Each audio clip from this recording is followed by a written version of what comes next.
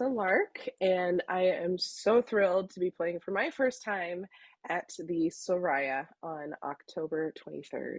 Seeing a chamber music concert for me is, I would imagine it's sort of like seeing your favorite band, um, but in your living room, a room with just a couple hundred people, totally acoustic, and you get to see everything up close, which would be the moment of a lifetime for most people, right? And I feel like that's kind of what chamber music is, for acoustic and classical style instruments. Getting to be in a room and seeing just a few musicians interacting together so intimately, seeing everyone's facial expressions, responses, getting to hear every individual sort of shine, and express their own individuality in their instruments, but while making a greater whole,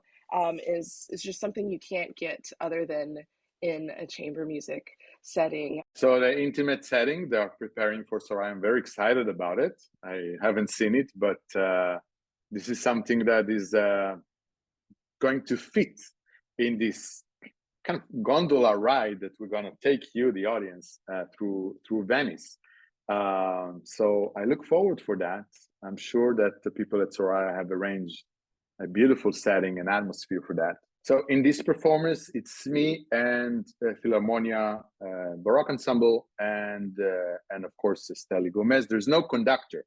This is a common practice in Baroque music, a common practice for me when I play with chamber orchestras, especially amazing orchestras such as Philharmonia, where it becomes kind of a chamber music with a lot of people. It's just very agile and responsive.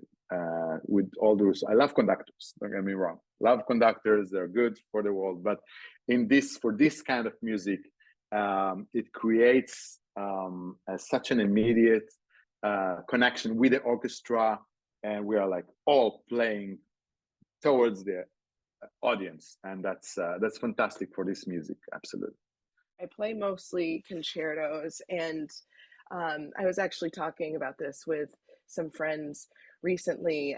In a way, I actually feel more anonymity when I'm playing a concerto because there are just so many people in a room, and it's like the orchestra is its one entity, the audience is its one entity, and then I have my thing that I do. So there are fewer things in my mind to be navigating.